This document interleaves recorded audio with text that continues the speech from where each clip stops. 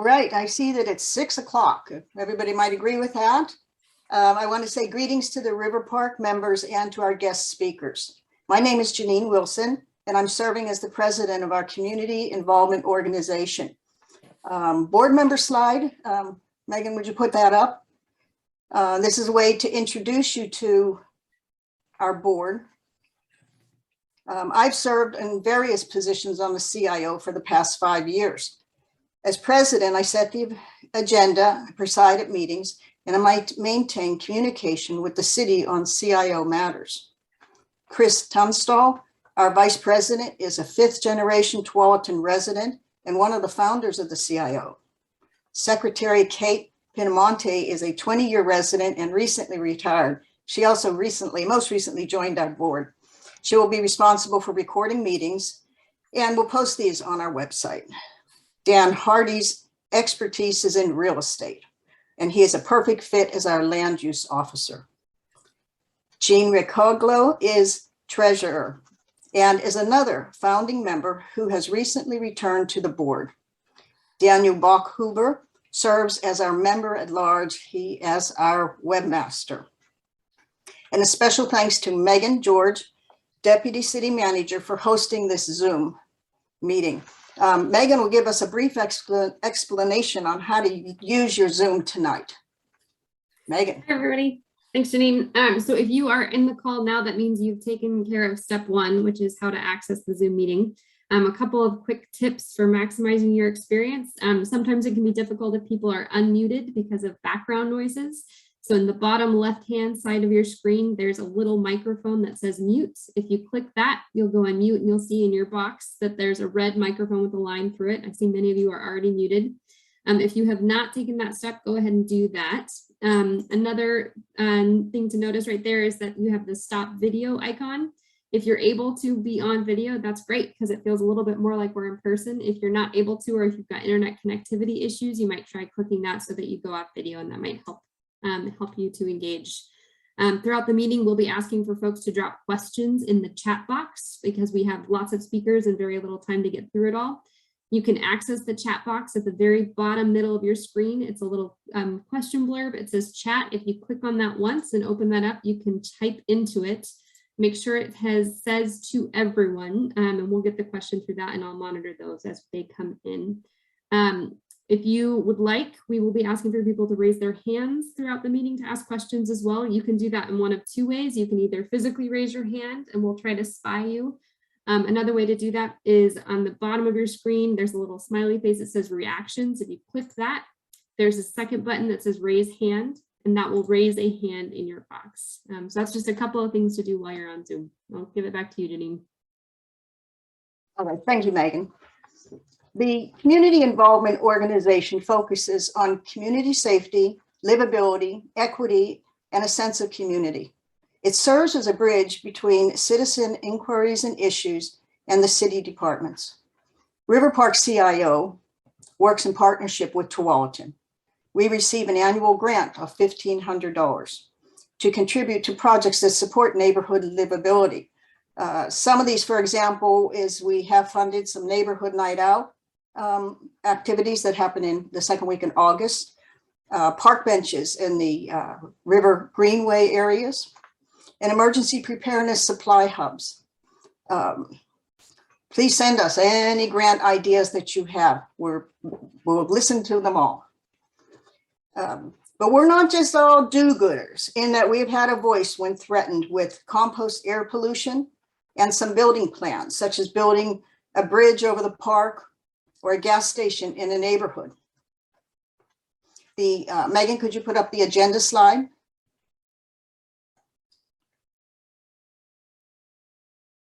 Tonight's 1-hour meeting will begin with a presentation from our mayor, who also is a resident of Riverpark.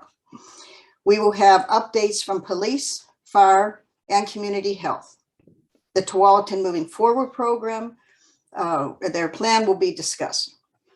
And community involvement will be highlighted in presentations by volunteer services and our emergency preparedness. At the end of the meeting, we'll hold board elections. And finally, we will have a period of questions. If a guest speaker has to leave, we will forward your questions and we will get you an answer. I would like now to introduce Mayor Frank Boobanek. All right, thanks. Thanks, Janine. Thanks, Janine. And I also want to thank everyone for coming tonight. And especially want to thank all the people who have stepped up and become board members of the Riverpark CIO. That's a significant time commitment, and things can get very involved with land use and other items. So I thank you for doing that. I'm just going to quickly go over some highlights over the past year with COVID. The city was very busy. City council was busy in trying to address the concerns of COVID in the community, which I think the city did an outstanding job. But also we had to deal with the, the run-of-the-mill stuff and continuing governance that we had coming over the last year. So first thing is I want to talk about is the fixes coming to the parks.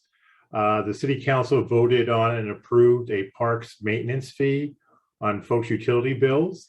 That money will start being collected and put towards the projects that have been identified by T-Park. There's quite a few projects to get done. T-Park will work with the community on prioritizing those projects that we can get done quickly and easily as money comes in. We put out an RFP for a climate action plan for the city.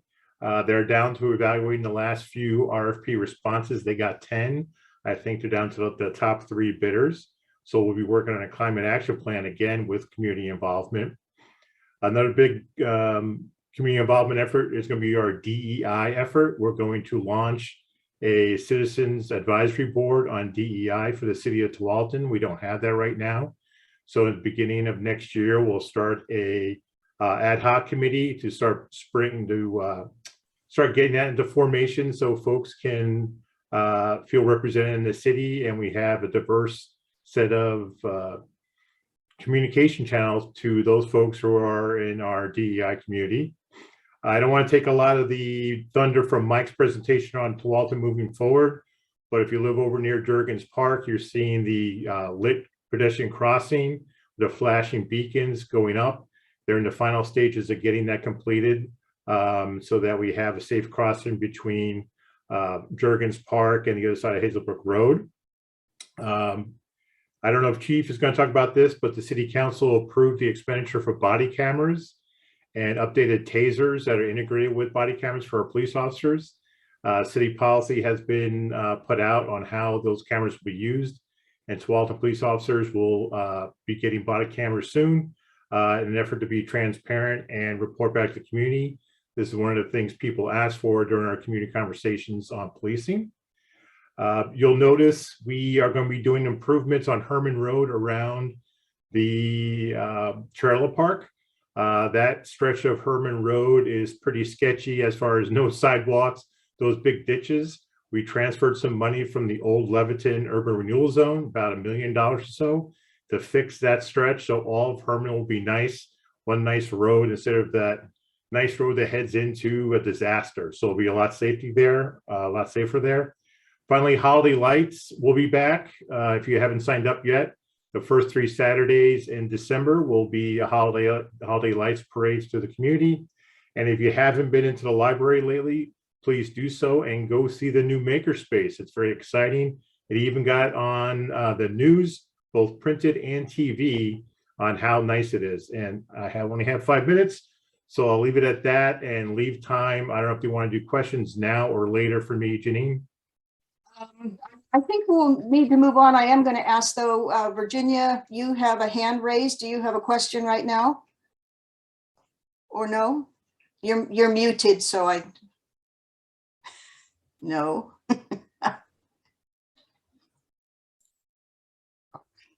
Virginia, if you're muted, so if you click at the bottom left-hand side of your screen where there's a little microphone, if you click that, the red microphone in your box should turn off and we should be able to hear you.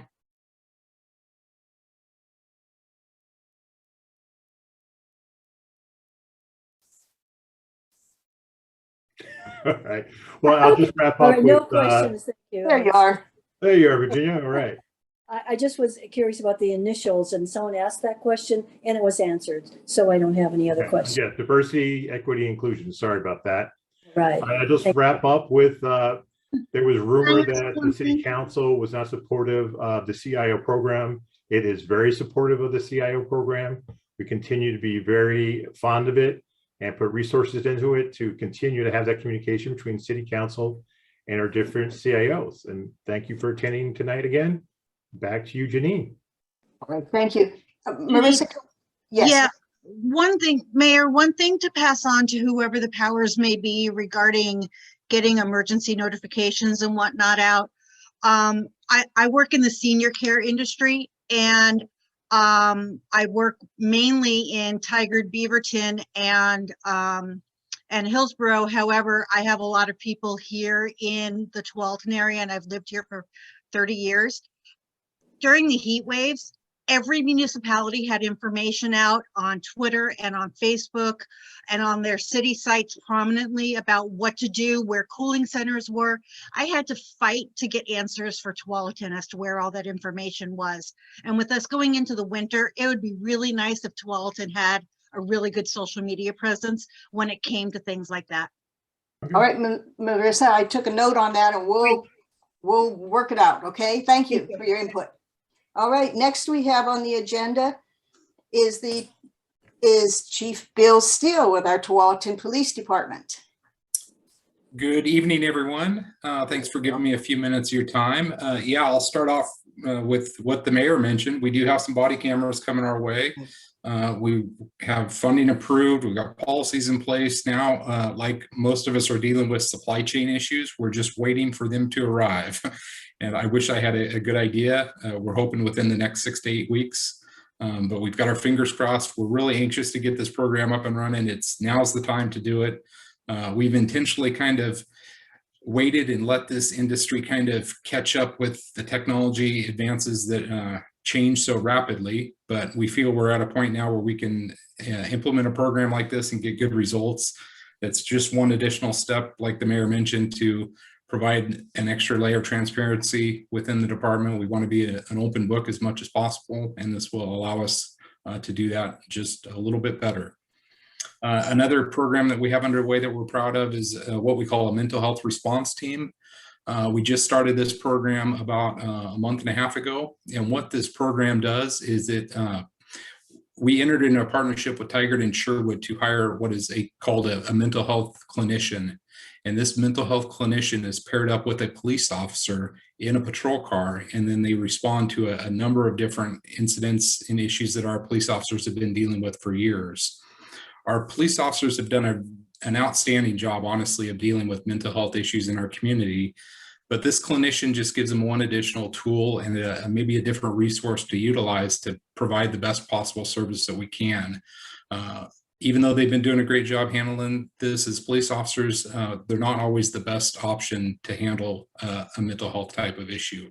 So this person, the clinician, like I said, is writing with the police officer. We have them 40 hours a week. We have them out in our community on our busiest times of the day, which is swing shift type hours. So about 1 o'clock till 11 o'clock in the evening. And like I said, they're just there to provide a little bit more resource to make sure we're getting people the help they need in our community.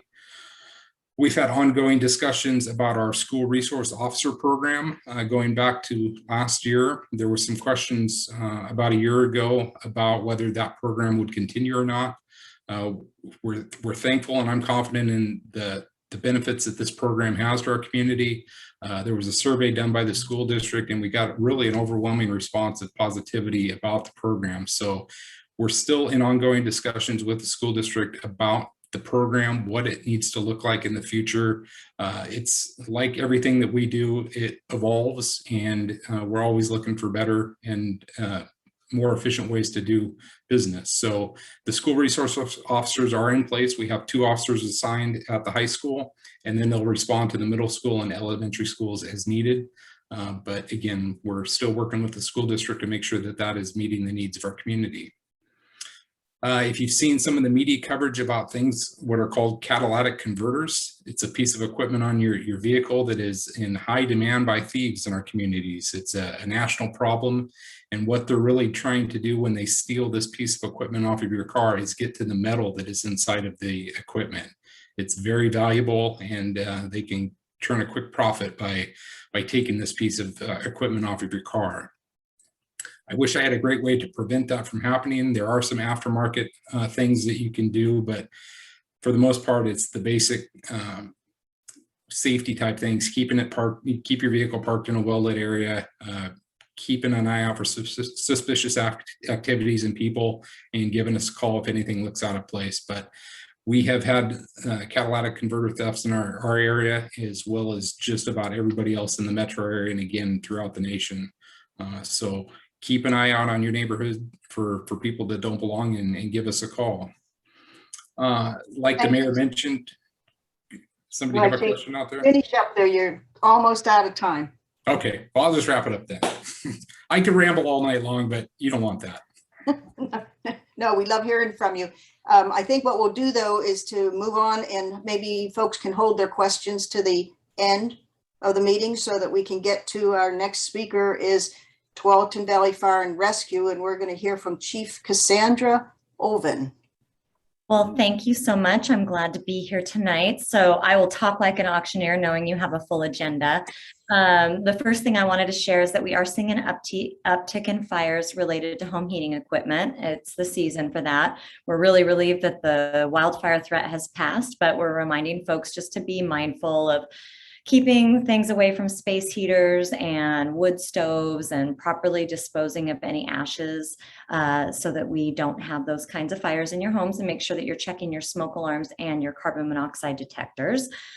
We just launched brand new cardiac monitors, and these are the monitors that we carry into almost every medical call. And this was a huge regional undertaking so that we would have compatible equipment with all of our neighboring partners, including the private ambulance partners. And that information, if someone's having a cardiac event, is actually transmitted in the field to the hospitals, which results in very timely care if someone is experiencing a cardiac event. We also are launching in January a community paramedic pilot. We have a number of folks in our communities that utilize the 911 system very, very heavily. And what we want to do is be able to proactively visit those patients so that they get the care and attention and advocacy that they deserve, but also maybe some preventive health and care so that it is better use of the system and a little bit less of a strain on the 911 system, because there may be opportunities to prevent those situations from becoming acute medical events. And then we will be having an academy in January where we have new paramedics coming online that we will be training. And then in February, we will be launching a firefighter academy. We have a lot of folks who have retired. So right now we've been having to order a lot of firefighters and paramedics back to work on their days off, and that's not sustainable. So we're excited to add some new folks to our ranks. And then I would be remiss not to say thank you very much to the voters, because last night voters approved a bond measure that will authorize us to have up to $122 million worth of investments. Those investments will include 10 fire engines, 4 trucks, 4 medic units, land for future fire stations in areas where we know growth will be occurring, improvements at 10 of our 29 fire stations, rebuilding 2 fire stations, and then doing some improvements at our training center. This was a cost neutral proposition to voters because we're retiring some old bonded debt that we had. And because we have a very good AAA bond rating, we're able to get very good borrowing rates, but these purchases are very large purchases, so they're not something that we can just do within our general fund. So with that, I invite any questions, and I'm very grateful for your time. Right, and can we hold those questions and move on to our next speaker? Is that, if you can stick around, Cassandra, that would be great. So next up, Washington County Department of Health and the Public Health Program Supervisor, Erin Jolly, is going to talk to us, give us maybe a COVID-19 response update. Yes, hi, good evening. I was going to share some slides and it looks like I can't share my screen. I don't know if Megan, if you're able to give me access to that. You should be good to go now. There we go, perfect.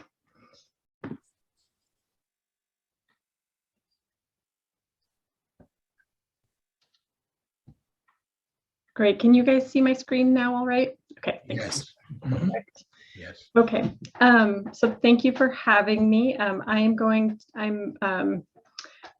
Janine said, I'm in the COVID program with Washington County Public Health. I manage the day-to-day operations for the program and just have a brief update tonight. I know there's a short amount of time, but I did want to say if there are follow-up questions, I'm happy to send follow-up information, links to resources or anything that comes up I can share, as well as my email address for questions. So to start with some overall numbers, these are current as of today. So as you probably know, the first case in Oregon was in Washington County. So we had the unfortunate opportunity to figure out what COVID looked like from the Public Health Department division early on in Oregon. And since that date, we have had over 39,000 cases, confirmed cases in Washington County, and 336 deaths in Washington County from COVID. As you know, we're seeing a resurgence right now due to the Delta variant, which is to be expected. We expect to see more variants until we see more protection at the global level with vaccine. And that surge has impacted us even in Washington County, where we have very high vaccine rates. So I'll share a few slides with some more specifics about the cases right now. So this graph shows the cases by month since the beginning of the pandemic. So you can see over on the right side that we're in a surge, but we are slowly decreasing. This is just updated today, so you can see that in October we started to see the numbers decreasing, and even in this surge we did not hit the high case numbers that we saw back in November and December of last year. So we did hit a peak, but we are starting to go down. It was the second highest peak and is pretty consistent with what we're seeing in the rest of the country, similar pattern as in Washington County. Our level of community transmission right now is still high. There's currently in Washington County, we're at 112 cases per 100,000. So that's kind of a good way to measure our cases so we can compare across to different counties. So 112 per 100,000 and still fits in that high community transmission level. The vast majority of those cases are unvaccinated. Right now, it's approximately 6-to-1 unvaccinated to vaccinated cases among positive COVID cases. Going to shift a little bit, talk about hospitalization and hospital capacity. Overall, hospitalizations are starting to decline. We saw an increase in September and October, and now we're starting to see them come back down. We currently have 56 patients in Washington County hospitals, COVID patients, and 16 of those are in the ICU. And just a note that because Washington County is part of the metro region, we're impacted. We're kind of a medical hub for the rest of the state. So we are impacted by cases that end up in hospitals in this area from other areas with less hospital capacity. So that kind of impacts our numbers a little bit quicker than other counties. And then just a couple notes on vaccine. I thought it might be helpful to share what our our vaccine team's work is looking like right now. Our focus, we run a number of clinics and outreach efforts and vaccine partnerships. Our clinics are really focused on making vaccine accessible to folks who may have access issues, language, transportation. So we partner closely with community-based organizations to run clinics, to bring clinics into neighborhoods and events that are already occurring. We have a number of contracts with different community-based organizations to co-host clinics, to do outreach. we run a vaccine helpline for people who aren't able to access all of the online resources and scheduling tools as easily. So just a number of efforts to support multiple access points and bring vaccine to folks. And one of the main current areas is our mobile vaccine team that operates Tuesday through Saturdays. Our schedule is online, and this is a team that goes out and works and goes across the county and provides vaccine, works with many of our community partners to make vaccine more accessible. And I'm sure there's many questions about, with kids becoming eligible, we're partnering closely with schools and working through making sure that there's good access across the county. And I'm happy to share links to information about all of that vaccine work rolling out as well. Thank you, Erin. Thanks. Good presentation. Now we're going to hear from someone in your department about vector control. I understand that Kenny Carver is actually the expert in mosquitoes.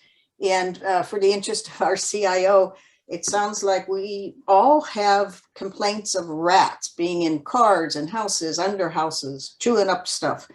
So I'm hoping that Kenny can tell us something about those also. Kenny? All right, well, thank you. Thank you for having me. Megan, were you going to share the slides, or do I need to share my screen? If you can share your screen, that would be great. Let's see if I can do that.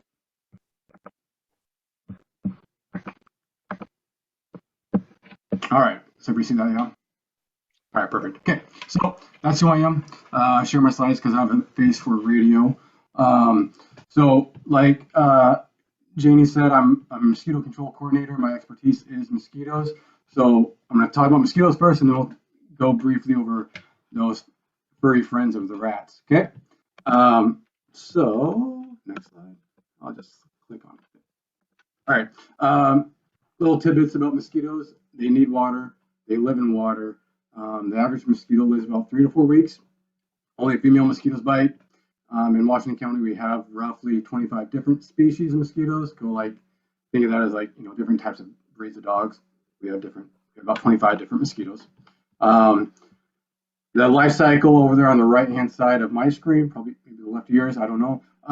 The egg, larva, pupa to adult, that cycle during the summer takes about a week to complete.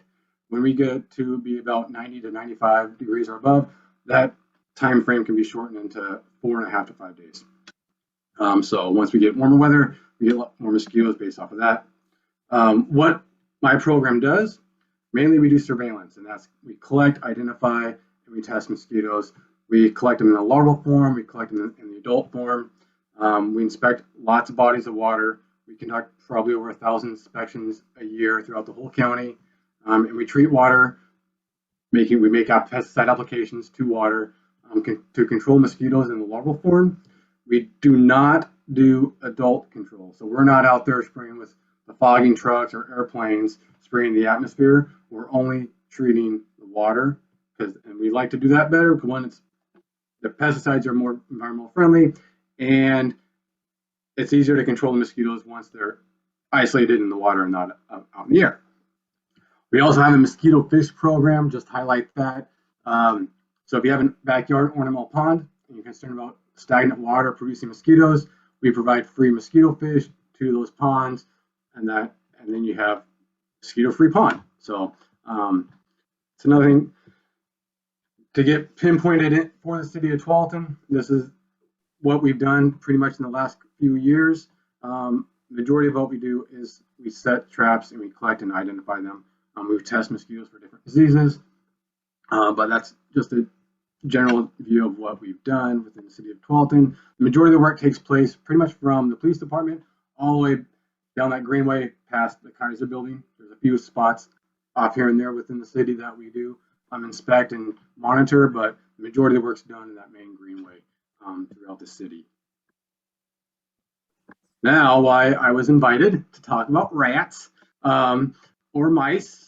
So, what I've heard, I haven't heard direct complaints from the city of Tualatin about rodents, but the first thing is it's important to all integrated pest management is identifying the pest. You know, make sure you know if it's a rat or a mouse. It's important because the course of action, your response, will be dependent on what you're dealing with.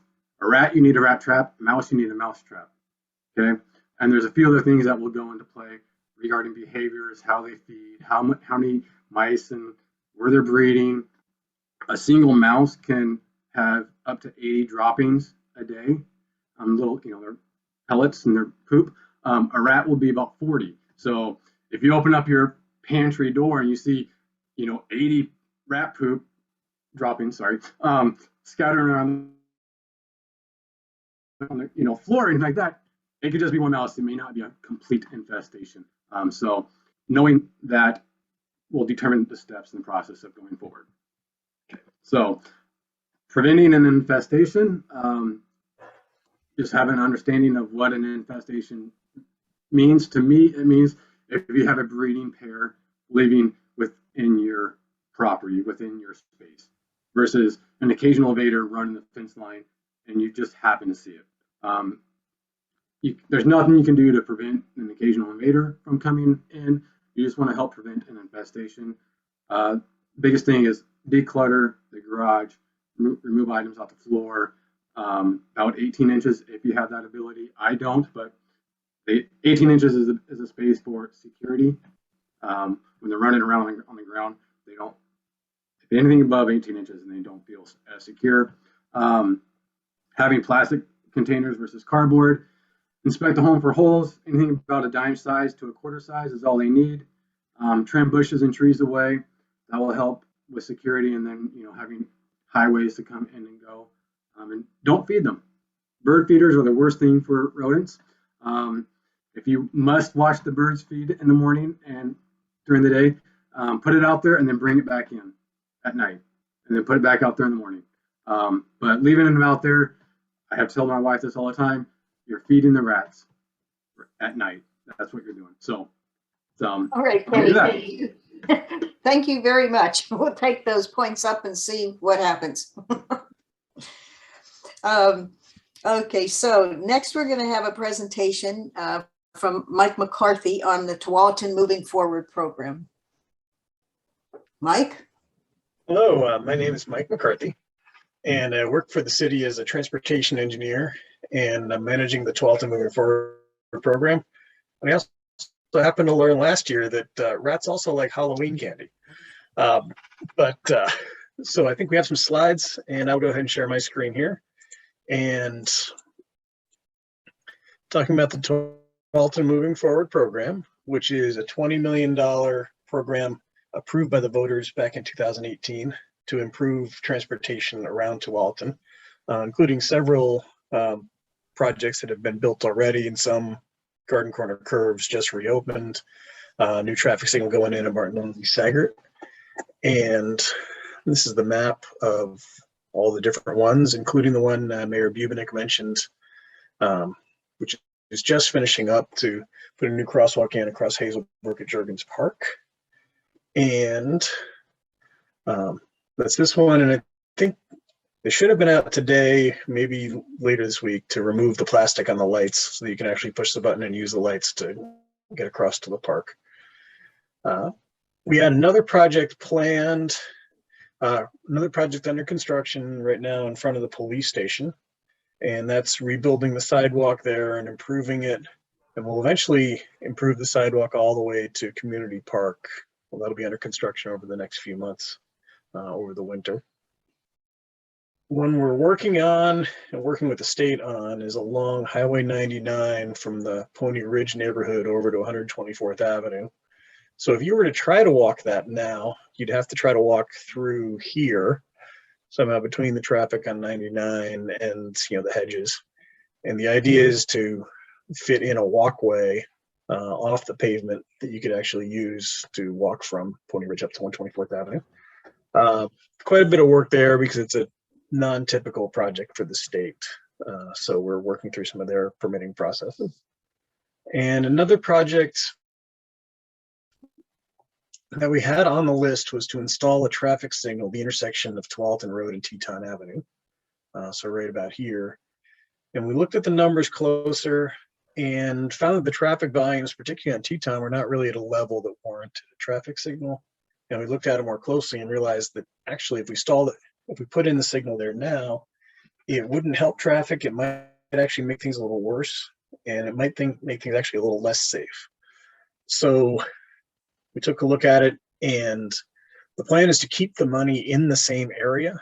So we're looking, most of the Riverpark area, and we will be out in a few weeks with a survey asking for some of your preferences on what you would want to see in your neighborhood as far as transportation improvements. Some of the candidate projects would be things like more flashing lights at the crosswalks on Tualatin Road, some restriping on Hazelbrook, some driver feedback signs, potential spots on 115th, some crosswalk treatments on Juergens, and there are 11 different project candidates in that area, and we'll be asking for some of your preferences on which of the 11 would you like to see, and which ones would you like to see the most, because we don't have the money to build all of them. So that survey will be coming in December, and it'll be part of the, it'll be an online survey with a notice as part of the annual report. And any other, I guess I'll just save questions till the end of the meeting. If we can So save them. pass it on to the next speaker. Right, if we can save them to the end, Mike. But you are saying that the funding that was allotted for that light at Teton is going to be utilized now for some other projects. Correct. So Do you for know other how project much? in the same area. Yeah. Do you know how much we're talking? I forget the specific number, but I think it's between 500,000 and $1 million. All right, thank you. And I'm sorry, I asked a question and I didn't wait till the end. All right. Next up, we're going to hear from Jackie Conan, who runs volunteer services. Jackie?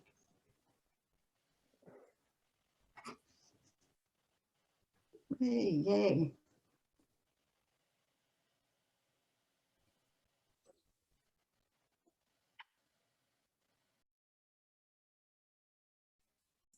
Jackie, you are muted. Thank you. The ultimate mistake. Thanks for having me tonight. I also have some slides as well. Our opening slide is our social media campaign for fall, and it was branch out and volunteer. The photographs you're seeing are volunteers that you might know, volunteers all from the community. We have the Dittman family at the library.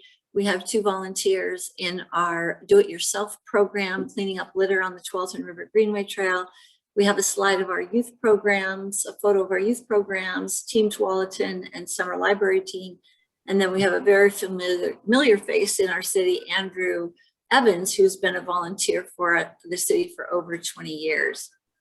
The next slide is a slide of all of our programs that we have that you'll find on our website. You want to switch that up, Megan? There we go. If you just visit that, or you can just Google City of Tualatin volunteer, you will find all of these programs. There'll be a button representing each one, and you'll be able to do your research and find out what might work for you, your family, your corporate group, your faith-based group, whatever it is you're interested in. And we can go to the next slide. I've highlighted for you the key groups that we have in the city. Put down route slide. It was the city's answer to clean water services protocols for keeping our streams healthy and our forests full of diversity. It's a program where we remove invasive species like Himalayan blackberry and ivy, as well as several others, and then we replant for diversity and stream health. This is a 100% volunteer-driven program. Volunteers plant all the trees and shrubs and even do some of the invasive removal. And they certainly go back and water the plantings in the first year and do some light pruning for invasives that might come up afterwards. We're actually hosting three projects this year at Jurgens Park. We did one on October 9th. We'll plant again on November 13th. And then we'll celebrate Arbor Day at Jurgens Park in April. And the reason being for that is the city has acquired the Rife property that's adjacent to the park. And we are doing some reforestation of the riverbank and some of the upper banks on the property itself. So if you're looking for something to do, we have a few openings left for planting trees in your neighborhood on November 13th. Our next slide is do-it-yourself volunteers. And this program was developed during the pandemic, and it was a direct response to an ask from citizens on something that they can do. They wanted to make an impact. So our parks maintenance staff came up with a list of everything that needed to happen in our green spaces and parks and trails. And we came up with this program. So if you go to the do-it-yourself page, you'll find, I think there's 10 or 11 projects on there right now. We have families out picking up litter. We have people out chopping blackberry and ivy. We have, you'll see a Girl Scout in one of the photos. Her troop came out and painted fire hydrants periodically. And I even had the upper corner, which is so delightful. Some young men who are friends in a social bubble came out all summer long and did projects. The cool thing about do-it-yourself volunteering is I meet you at the project, we take a tour, you learn what the scope of the task is. I give you the tools on loan, and you just go volunteer when it suits you for as long as you want. When you're done, you just turn your tools back in and we say thanks. So it's a very fun program if your schedule is squeezed. The next slide we have is the library. I'm very excited to say that the library is back. November 13th will be their first spruce up, which is basically a cleaning and maintenance in the library. There are regular volunteers in the library right now. The schedules are limited. The mayor talked about the makerspace. It is extremely exciting. And the makerspace has openings for volunteers as well to help people use some of the technology that's available, technology and art and tools that are available in the makerspace. So I hope you check out the Makerspace page and the Spruce Up the Library page. Also in the library, we have, the library also has a summer youth program, as does operations. We have Team Tualatin and Summer Library Team. Both are youth volunteers that really make Tualatin a great place to live, work, and play and spend the summer. We also have a youth advisory council, which it consists of youth in grades 8 through 12 that basically advise our city council on issues that are of interest to youth and help us shape our community so that it is an appealing place and a good place for youth to grow up. Tween Reader, you'll see that cute young man right there. Tween Reader was created during the pandemic as well. It is for those tweens, and it is a program that inspires youth to read books to someone or something. So we have tween readers volunteering to read books to their dogs, their brothers, their stuffed animals, and they receive volunteer service hours as well as free books. And it's very exciting to me that our advisory committees have youth positions both on budget, parks, and library. We also have all kinds of projects to engage families, corporate groups, and just overall group volunteering. We have a whole series called Hug a Street, which we'll be doing on November 6th, Hug a Park and Hug a Trail. And it's just great places for your groups to come out, do some team building and bond. And then obviously for families, we're celebrating National Family Volunteering Day on November 20th. There's all kinds of great things for families to get together and do in our city. So I hope that this has answered your questions about volunteering. One really exciting thing is we're able to have one event this year, Viva Tualatin. It was our second event for Viva. We did it in very little small pieces instead of one big giant extravaganza in one day. And we're really hoping that we can see events like Blender Dash and Pumpkin Regatta come back in this next coming year. Thank you, Kathy. You run a really vibrant, exciting program. It was great seeing all those pictures. Our Thank you. next speaker is Kathy Holland, and she's going to talk about our Community Emergency Response Team, the CERT program. Kathy?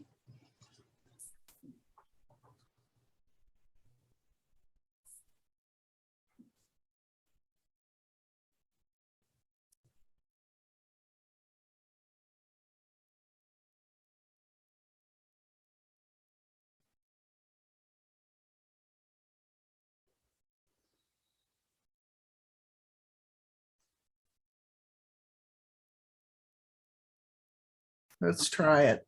Try and share my screen now. Okay, now, can you guys see my screen? All right. Thank you very much for inviting CERT to be part of this presentation. CERT stands for Community Emergency Response Team. We're supported by the City of Tualatin, but we're an independent nonprofit. I'm going to encourage those of you who haven't signed up for CERT that you consider signing up for our 7-week basic class and join the CERT team. I'm hoping to persuade you tonight that it's in that if you have time to give to the community, this is a way you can give and also help protect yourself and your neighbors. What are we planning for? Well, all of us remember the flood, or not all of us, many of us remember the flood, us old timers. Flooding is a concern here in Tualatin. Fire is actually the most likely danger. And I want to make a pitch tonight and add to the comments from Tualatin Valley Fire and Rescue. If you don't have a fire extinguisher on every level of your home, this is a very good time to go out and buy one and put them in. And if you really want to go an extra step, have one in your car. The other thing our team is preparing for is a major earthquake. The Cascadia subduction zone, most of you have heard about it.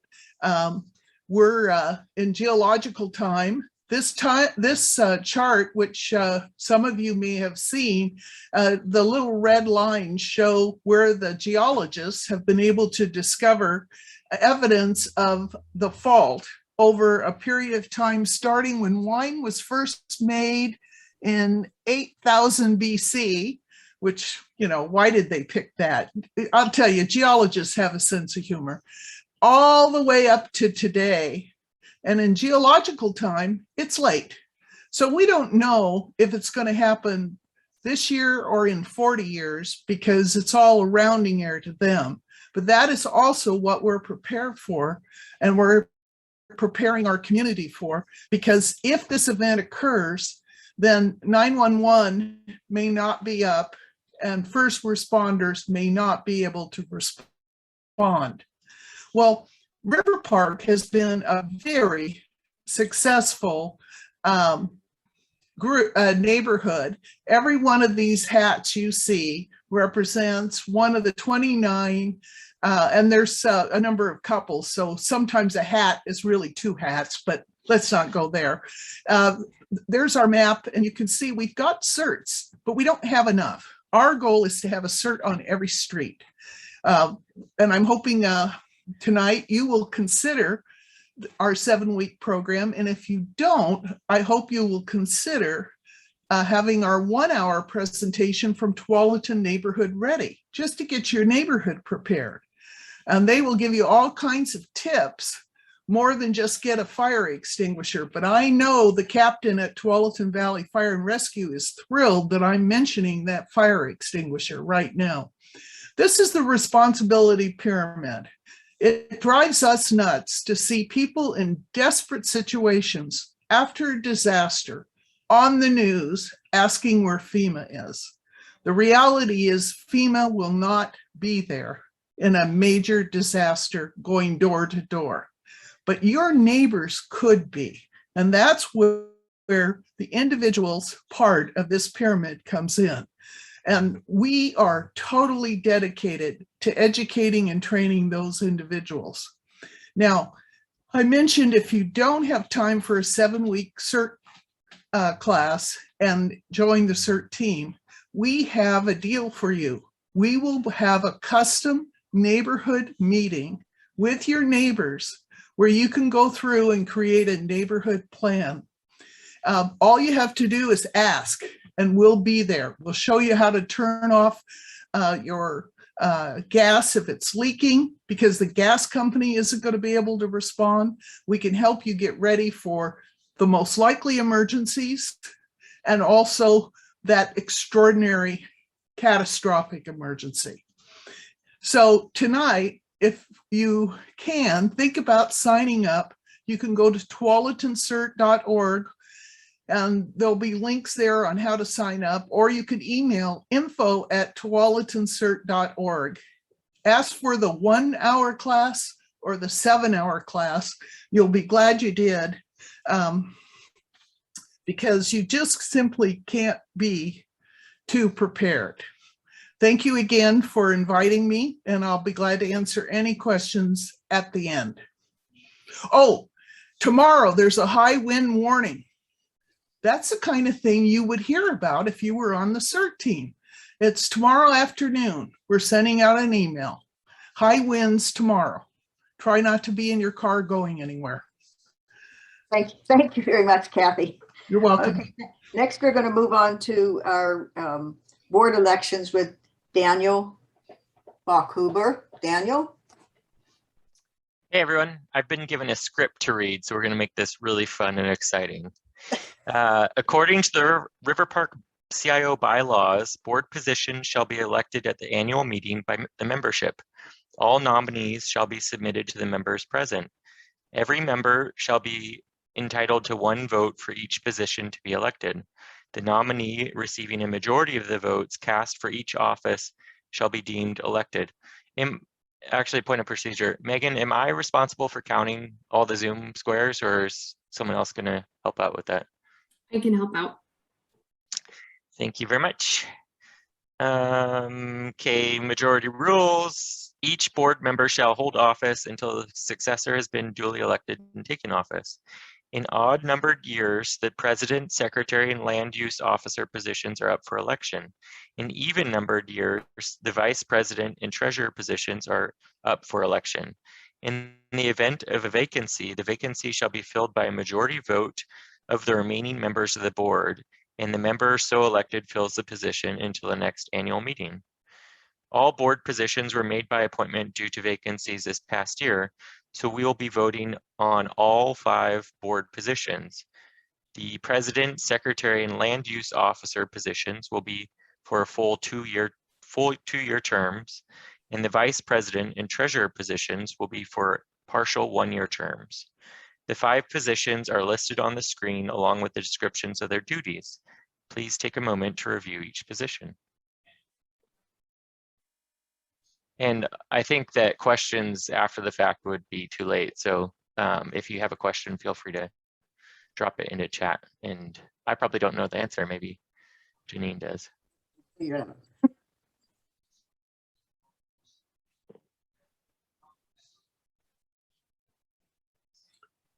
Are you ready for nominations? Just if everyone's had a chance to review the position descriptions. Okay, I guess, well, I have a script. Am I supposed to read the script, Kathy, or are you supposed to shout out some nominations? Are you ready for nominations? Sure, yeah, go for it. If you could have Megan go back to the slide of the members who have volunteered. This isn't intended to preclude anyone who wants to put forth themselves for a position. But Madam President, I would like to nominate the entire slate so we can get to any questions to the speakers. But I'd like to nominate the entire slate of these volunteers.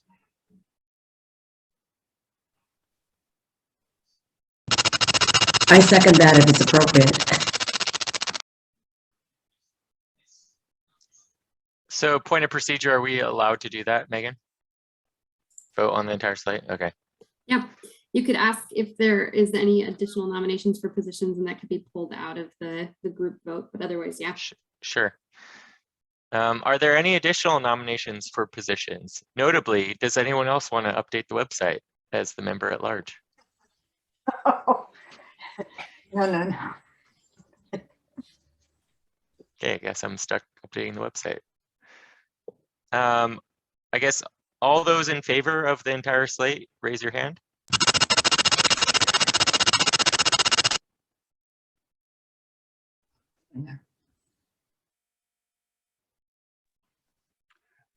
My camera is not working, so I'm raising my hand. This is Lazaro. Thanks, Lazaro. My And camera is off. if your camera is not on, and you can find it, there's a little raise hand button that you can click in Zoom, and you can do that as well.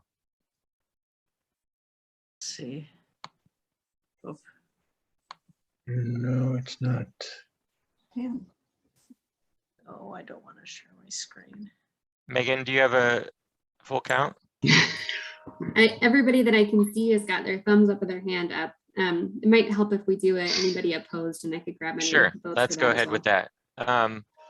Now, one thing about Zoom is that if you've raised your hand using the Zoom feature, you will need to unraise it. Doesn't go away automatically. If you're betting at a live auction, or I don't think this computer you has might a end camera. up paying more than you expect to. So I still see hands up I from see the Rachel. I think Rachel might be the last one. Can't find the button. Linda Meyer's hand up. Camera down here. You Okay. can also under reactions use thumbs up or thumbs down. Okay, so now, we've had all votes for all those in favor. Now we're going to do all those opposed. All those opposed, raise your hand either on video or using the Zoom I have to take it to the raise geeks. hand feature. Thank you. Seeing no opposed, I think that we have the full slate elected for their respective terms. All right, thank you. Thank you, Daniel. You're welcome. Thanks, everybody. That's done with. All right, now let's open, we have a few minutes remaining, and we can maybe add a little bit of time onto that for questions. So who has questions about any of the presenters? I have a question. Well, it's actually like a safety concern. This is for Bill and Mike. I live across the street from Janine practically. So I take Sibley Road out towards Herman. And when you get to the part where Sibley makes that left turn, I've had a couple of close calls with cars that do not stop and just keep going on that road that goes to the DMV. So I like for the traffic survey department to look into it. Right, and I don't know if the chief wants to let us know if that's a high-risk area or something they patrol. I know I've had a couple of calls, people just go right through.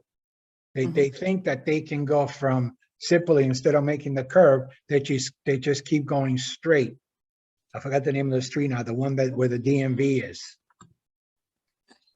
So Chief Steele had to sign off, but I told him that I would record questions for him and we could follow up and post it on the website. But I'm going to ask Mike, do you have the details of that written down? Are you familiar with the area that he's talking about? Yeah, I think it's Galbraith that heads over towards the DMV. Yes. Okay, I'll check for what kind of crash history we've had reported there, and I'll see what other issues we've had. So I'll take a look at it. There was a kid killed on that road, Mike, speeder. Okay, we'll get the information then on that, Lazaro. Other questions? Janine, I got a few in the chat box. You want me to read those out? Sure. So I got a few for Kathy. The first is, have there been some events that CERT has been called to since its inception? And second, is there some CERT literature that discusses a plan if the Cascadia subduction zone event happens? The first question is yes, the city has mobilized us several times. One was during a couple of years ago when all of the there was an ice storm and all of the street drains were covered with ice. And we were out breaking the ice off of those drains. Another time was we helped Washington County with the vaccination clinics. And just before that, we helped with the shrub removal. We manned the 5 locations where residents could drop off shrubs. So we have had a city notification. We also are allowed, when there's a local event, our members can help their neighbors, and we've had several of those, including pulling out those fire extinguishers for small fires. So yeah, we've had some. And then as for the information, we actually have a presentation we'll give that includes these charts, and there's some of that information is on our website. Okay. Megan, more questions? I do have more questions. One question is, how affected is the city, police, fire, etc., by firings for those employees who choose not to get vaccinated related to the president's executive order? And I can take this one unless Mayor Boobanek is interested.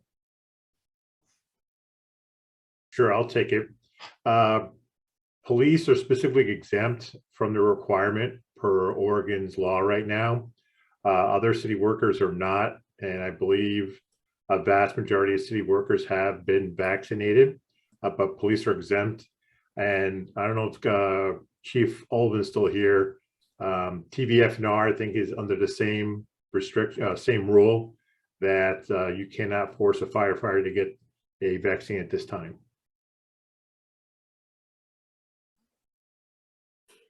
Next question that I've got, is there anything special we need to do to ensure we get the moving forward survey on potential uses of the available funds? Will it be mailed, or I'll send this one over to Mike. I did post a response in the chat, but I'm sure Mike has got more. I think the plan is to do the survey online, and we anticipate sending out a postcard with the Tualatin Moving Forward annual report, which should be coming out in late November. And if there's any particular feedback that you want to offer, you can send it in to me even now if you want to. My email is Mike Mccarthy, or sorry, he's M Mccarthy, 2 M's, 2 C's, at tualatin.gov. And there will also be signs and other things posted around the neighborhood notifying you when the survey will be up. It'll be up for probably the month of December, or at least more than just a couple weeks. To add on to that, we also have project-specific email lists, and if you send a text to the number I dropped in the chat box, I can make sure you get added to that list and receive a copy. Good, thank you, Megan. Next question. I can take the next one on the sewer project on Pacific Drive. Thanks, Mike. That's being done by Clean Water Services. And what they're doing is actually relining the inside of a large sewer trunk main that flows kind of underground along that area. And it's supposed to take a couple months for the project. And I think they're about halfway through, maybe a little more right now. What you're seeing above ground is actually a temporary kind of pumped pipe that they're using.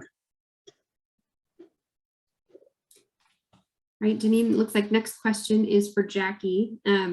Jackie mentioned that the city has acquired the abandoned property adjacent to Juergens Park. What are the long-term plans for that property? I think the operative words there are long-term. That property was acquired as part of a piece for a long-term plan to extend the Tualatin River Greenway Trail. But to my knowledge, there's, that's not budgeted for, and it's just a plan that's out there long-term. I would suggest talking to Ross Hoover with the city, and perhaps even the mayor or Mike might have some input on that as well. So I would like to add at this point too, that there is an abandoned house we've had questions about. It's on 109 and Tualatin Sherwood Road. It's boarded up, and I guess the problem with that is when we have what's happening at the city is that it was sort of an island in Tualatin, in that it was unincorporated. And so they need that property to be annexed, which is a longer process before it can be probably knocked down and something nice built there. So hope our citizens just have some patience, but something is happening on that property. Isn't that right, Mike? I believe so. I'm not involved in that particular case. Okay. We can check on that if you like. Next question is, does the city manage the Tualatin shuttle service? And can the signs that show the schedule of the buses be made bigger and be hung lower, like at eye level? Currently, the signs are posted too high on the poles and are very hard to read. So I don't know if maybe Mike wants to chime in, but we do not maintain the Tualatin shuttle, but we are in close communication with the folks that do work for Tualatin shuttle. And I imagine we can pass that feedback along.